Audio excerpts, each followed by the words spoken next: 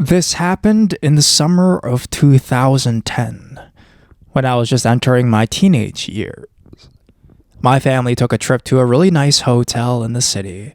I can't really remember why we decided to take the trip, but I remember a lot of family friends coming with and staying in adjacent rooms. I've never asked my parents, and it's not really important to the story. To preface, I'm a bit of a scaredy cat and always have been. I'm pretty skinny, fragile kid, so I get spooked pretty easily, even now. This, however, was almost definitely not me freaking myself out like I normally did. Looking back, I'm extremely lucky I trusted my instincts. This hotel had a strange design to it. The lobby was actually on the 4th floor, not the bottom floor, which I found strange. To access the lobby, you had to use the elevator. There was no way for you to get to it from the stairs. This information would have been nice before everything happened, as you would find out later. The hotel was organized in a square shape. Every single floor was lined with a balcony, and you could look down into the lobby and cafe area from your floor. Essentially, if you were walking to your room, you could be seen from anyone that was on your floor if they just happened to step out their room and looked around. I was always afraid I'd fall over the balcony and sail down 8 stories to my death, but they were high enough to a point where I wasn't too concerned for my safety. The first day or two was nice. My friends and I hung out and played cards all day, or we watched whatever was on TV. At night, we'd explore the halls of the hallway and tell each other ghost stories. It was a really fun time. Even though I didn't fully understand why we were there, on the 3rd day, things got strange fast. I woke up to the sound of screaming coming from outside my door. Now, because of the hotel's design I mentioned, sounds from the lobby would echo all the way up to the top of the building. So, when I walked outside to investigate, I immediately looked over the balcony to see what the commotion was about. I saw a girl laying on the ground, eggs and milk splattered everywhere around her. People were rushing to help her, and I heard a couple people telling each other to call 911. It seemed like the girl was unconscious. Maybe she had passed out or something like that. I scanned the lobby and saw that my family and a couple of my friends were in the lobby getting breakfast, all staring at the event in front of them. I decided I'd rush down to meet them to find out what had happened. The elevator was on the opposite side of my floor, so I took the stairwell located right next to my room. We were on the 7th or 8th floor, so I knew I only had to take 4 flights down. Not a big deal. I descended for a little while, looking for the number 4 on the wall or the letter L. I passed floor 5, ready to find a door to the lobby. I took about 2 more flights of steps before realizing that there hadn't been a door for the 4th floor, nor had been there a door for the 3rd or 2nd. Now, at this point, I probably should have turned back, but I continued down because I was tired and didn't want to climb back up all over again. There were some weird side hallways that went into pitch black areas with a bunch of piping and wiring, and although I was curious to explore those places, I passed them by. I quickly hit the bottom floor, a dimly lit and cold room with cinder block walls and concrete floors. In front of me was a set of double doors. I hesitated at first, but I assumed that this was just another way to get back to the lobby, so I opened them and I entered. Behind the doors was a massive warehouse-type room, probably the size of a smaller basketball stadium. The only light coming in was from the stairwell behind me, so I really wasn't able to see much. Stairs were stacked and covered in plastic wrap. Tables lined the wall, and in the distance I thought I could see boxes stacked and lined against the wall as well.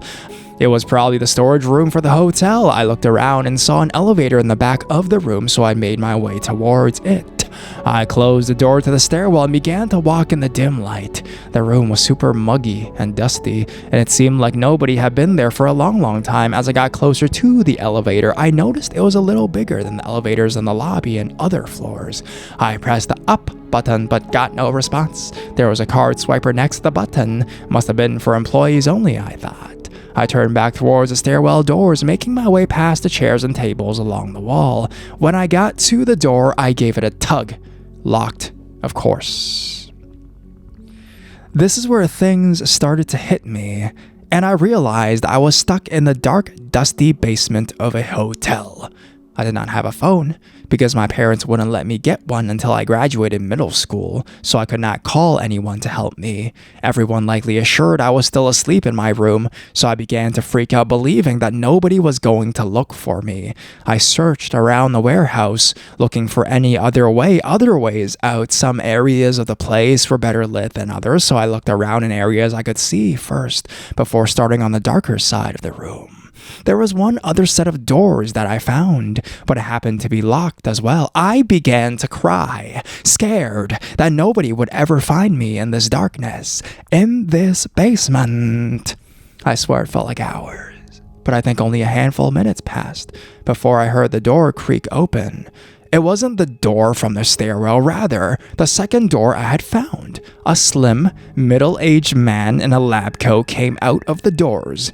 Now, if this was 21-year-old me seeing this man, I would be very confused as to why this guy was wearing a lab coat in a hotel, but I was only 12 or 13 years old at the time, so I immediately was relieved at the sight of an adult who looked smart. I approached him, tears in my eyes, and he immediately looked surprised to see me, as you'd expect. "What are you doing down here?" he yelled.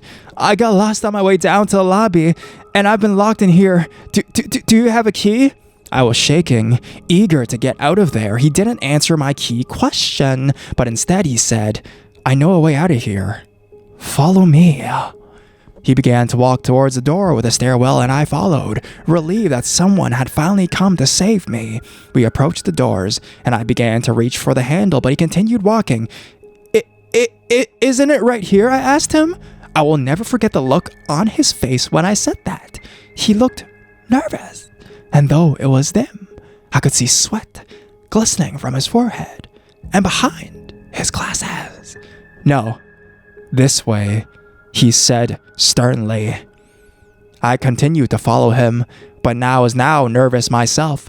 We had passed the door to the stairs and were now headed towards a darker side of the basement, away from the elevators. He looked like he had no clue where he was leading me, as he kept checking around him, almost as if he was taking in his surroundings for the first time. We turned a corner and began walking towards the boxes, a dead end. I immediately froze, realizing that something was very, very wrong. This guy had no idea where he was going, nor did he appear to work at the hotel. I said, my voice shaking, "Okay, where are we going?" He turned and said, "This way. Just follow me." I knew there were no doors by those boxes. I had checked there first after I found out the stairwell door was locked. I want to thank whatever God is up there for gifting me with the idea that I had next. I started yelling as loud as I could. I yelled so loud I gave myself a headache. The man, irritated and plugging his ears, began yelling at me, "What are you doing? Be quiet!" I continued to yell. I don't even remember how long I was yelling for. Finally, the man snapped and began quickly walking towards me.